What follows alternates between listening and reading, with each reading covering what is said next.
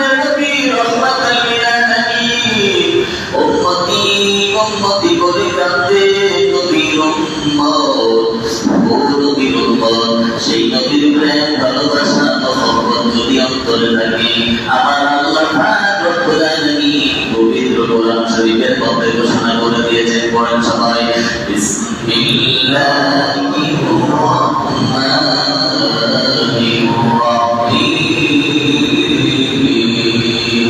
মা কানা আল্লাহু লিয়ুযিবাহুম ওয়া আনতা ফীহিম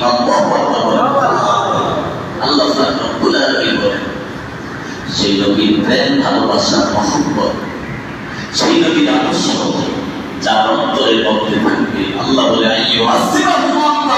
তোমার জন্য আমার আযাব গজবকে আমি নিজে হারাম করে দিলাম সুবহানাল্লাহ সেই নবীর প্রেম দরকার আছে সেই নবীর প্রেম অন্তরের মধ্যে যদি পয়দা করতে পারে দুনিয়া তো ভয় নাই আখিরাত তো ভয় নাই আমার নবী রাহমাতুল লিল আলামিন সবেমাত্র দুনিয়ার মধ্যে এসেছেন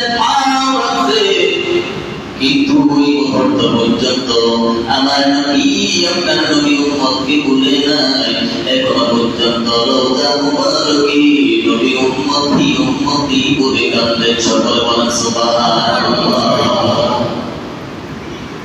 নবীজি ঈমান শোনো তার শান বলে নবীজি ঈমান শোনো তার শান যার প্রেমেতে মজনু হলো আল্লাহ সুবহানাহু বলেন যার প্রেমেতে মজনু হলো আল্লাহ সুবহানাহু নবীজি ঈমান শোনো তার শান বলেন নবীজি ঈমান শোনো তার শান রাস্তা দিয়ে তিনেরই নবী হতে চলো মানে বলে রাস্তা দিয়ে তিনের নবী হতে চলো খোদা হুকুম পেয়ে রেখে ছায়া করতো নবীজি ঈমান শোনো তার শান নবীজি ঈমান শোনো তার শান আমার সেই নবী রহমতের নবী এই ধরাধামের মধ্যে আসার কারণে জাহিলিয়াতের সব অন্ধকারকে আল্লাহ দূরীভূত করে দিয়েছে সুবহানাল্লাহ সেই নবী আসাতে আপনারা খুশি না বেজা সেই নবী যদি না আসতো তাহলে আমরা ঈদুল ফিতর ঈদুল আযহা লাইলাতুল কদর লাইলাতুল বরাত সেই আমরা পেতাম না ঠিক কিনা বলেন সেই নবী আগমনে আপনারা খুশি না বেজা বন্ধুরা আমার এরপর নবী আমরা পেয়েছি আমার নবী রাহমাতুল লিল আলামিন এই ধরাধামের মধ্যে আসার কারণে মা জামিলা সম্মানিত হয়েছে আল্লাহ পাক রব্বুল আলামিন মা জামিলাকে সম্মান দিয়েছে সেই সম্মানিত জামিলা কত সম্মান মা জামিলাকে দিয়েছেন হীরা মুক্তাসিও মাদেরকে বেশি মূল্যায়ন আল্লাহ করেছেন সুবহানাল্লাহ এই জন্য আল্লাহ পাক রব্বুল আলামিন পবিত্র কোরআন শরীফের 22 পারার মধ্যে ঘোষণা করে দিয়েছেন ওয়াকারনা ফি বুয়ুতিকুম ওয়ালা তাবাররাজনা তাবারুজাল জাহিলিয়াতিল উলা ওয়াকিনাস সালাতা ওয়াকিনাজ যাকাতা আল্লাহ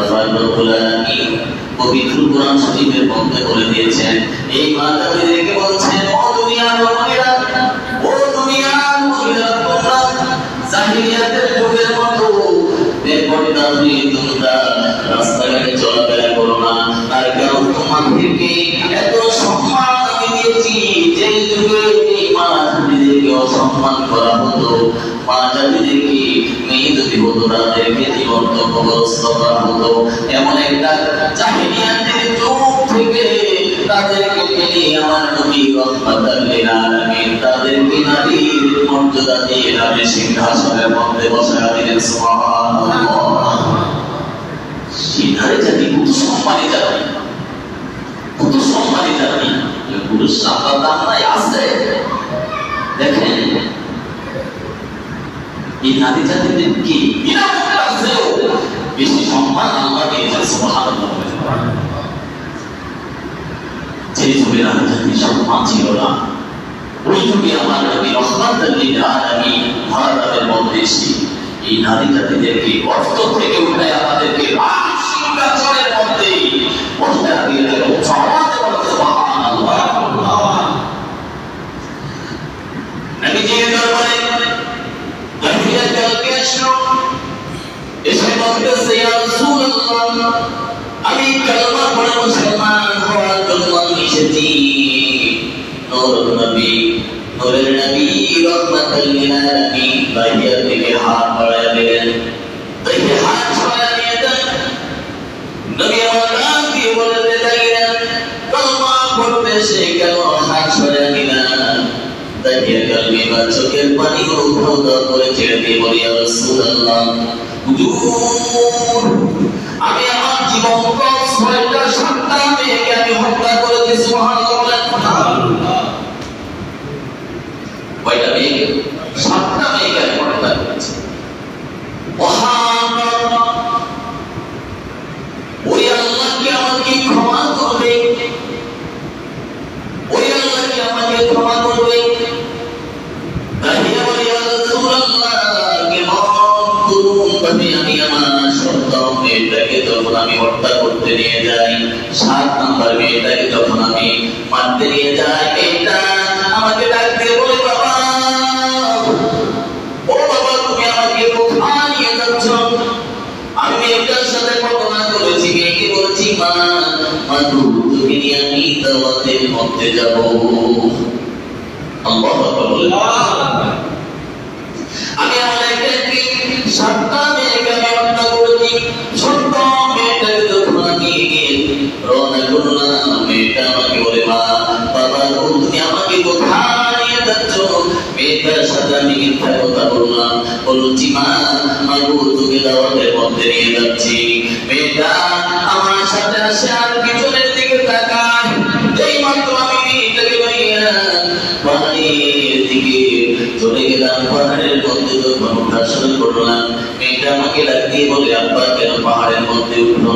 মেয়েটাকে পাহাড়ের পাশে বসাইয়া আমি একটা গল্প শুরু করলাম। মেয়েটা আমাকে প্রশ্ন করলো, বাবা, ও বাবা, কেন এত কষ্ট করে?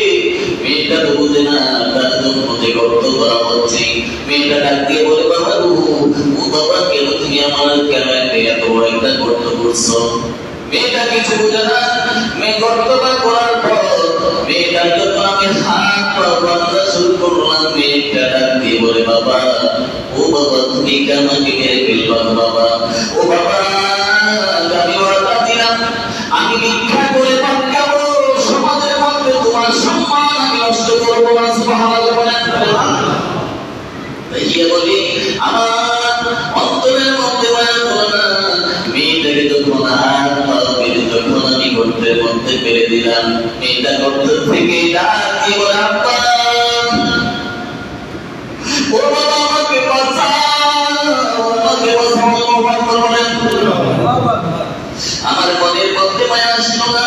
আমি পাহাড় থেকে একটা পাথর হাতে লইয়া যখন মেয়েটার মাথার মধ্যে আমি নিক্ষেপ করলাম, মেয়েটার মাথা ফেটে রক্ত পিঙ্কি দিয়ে উঠে আমার গায়ের মধ্যে সেই রক্ত লেগেছে।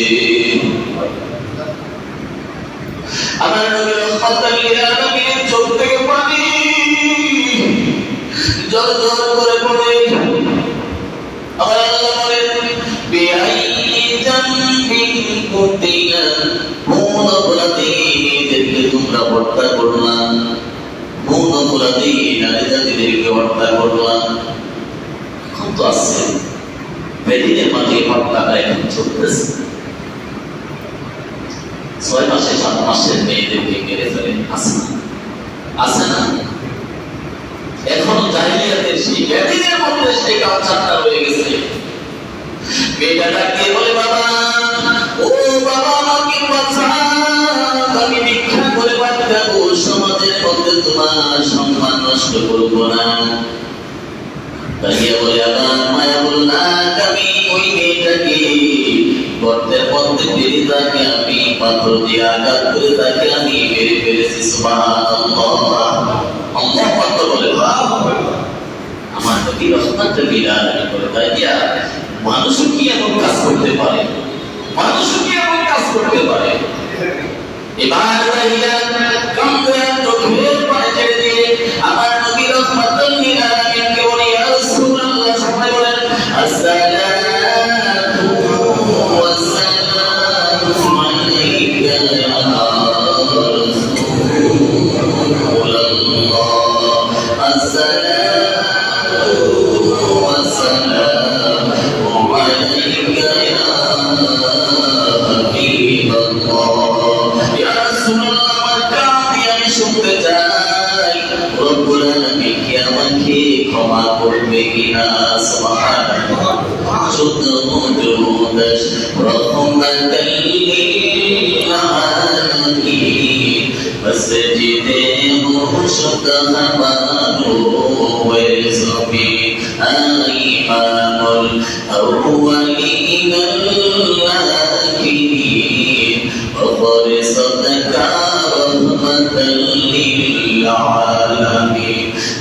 সুলাইমান কাতে মুকো সরওয়ারি, শুনতে মতি হো ফাতেমা সদরওফরি। তাকিয়া বলি, ইয়া রাসূলুল্লাহ, আমি শুনতে চাই আমার আল্লাহকে আমার এই অপরাধ ক্ষমা করবে কিনা জানতে চাই।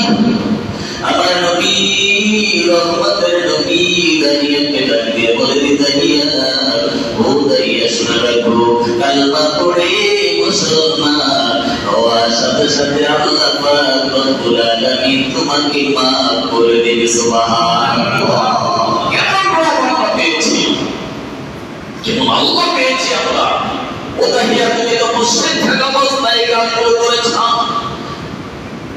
যেই মাত্র ঈমানের নূর তোমার মধ্যে চলে আসবে, কালমা পড়ে মুসলমান হওয়ার সাথে সাথে আমার রব আল্লাহ পাক রব্বুল আলামিন তোমাকে মাফ করে দেবে। সুবহানাল্লাহ, সেই মা জাতিদেরকে কত সম্মান দিয়েছেন, এই সম্মান পেয়েছেন শুধু আমার নবী রহমাতুল লিল আলামিনের আমলের কারণে। ঠিক কিনা বলেন? সেই মা জাতিদেরকে কত সম্মান দিয়েছেন। নাস্তিক মহিলারা বলে শুধু মহিলাদেরকেই শুধু তারা পর্দার ভিতরে রাখতে চায়। আরে বাবা, তোদেরকে পর্দার ভিতরে আলো রেখেছেন, যারা কোমরে থাকে তাদের দিকে আকর্ষণ থাকে, যখন ওপেন হয়ে যায় তখন আর তাদের মনও থাকে না। ঠিক কিনা বলেন? আল্লাহ পাক রব্বুল আলামিন এই মানবজাতির কঠিন চারটা দায়িত্ব দিয়েছেন, যেই চারটা দায়িত্ব কোনো পুরুষকে দেওয়া হয় না। শুনলেন? সেই চারটা দায়িত্ব আল্লাহ পাক দিয়েছেন। এক নম্বরে তাদের প্রতি মাসে একটা অসুখ হয়, তারা প্রতি মাসে অসুস্থ হয়ে যায়, যেটা পুরুষের নাই। আচ্ছা, এই অসুস্থতা এই সময়ে তারা যদি মাঠে ঘাটে বাইর হয় তখন খারাপ লাগে না? এই অসুস্থ অবস্থায় তারা পর্দার ভিতরেই থাকতে হবে, অসুস্থ বড় পর্দার ভিতরে থাকতে হবে। এক নম্বর, তাদেরকে প্রতি মাসে একটা অসুস্থ রোগ দিয়েছেন, এটা পুরুষকে দেন নাই। কেন তাদেরকে বেশি পর্দায় থাকার জন্য বলা হয়। দুই নম্বর, এই গর্ভধারণের দায়িত্বটা আল্লাহ পাক ওই মা জাতিদেরকে দিয়েছেন। ঠিক না? এই গর্ভ অবস্থায় তারা যদি মাঠে ঘাটে বের হয়, ভালো লাগে? ভালো লাগে?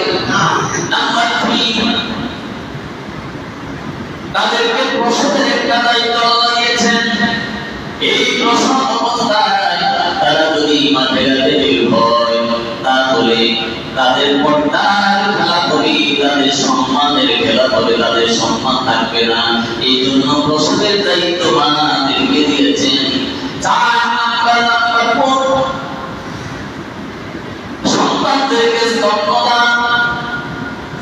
এই মা জাতিরা যদি উঠেন রাস্তার পাশে, রাস্তার মধ্যে দুধ খাওয়াইতে পারবে কিনা? এটা কঠিন কাজ না? একটা কঠিন দায়িত্ব আল্লাহ পাক রব্বুল আলামিন তাদেরকে দিয়েছে। এই জন্য বেশি মা বোনদেরকে পর্দার কথা বলতে হয়। আল্লাহ পাক রব্বুল আলামিন এই মা জাতিদেরকে এই জন্য বেশি বেশি পর্দা করার জন্য বলেছেন। সুবহানাল্লাহ।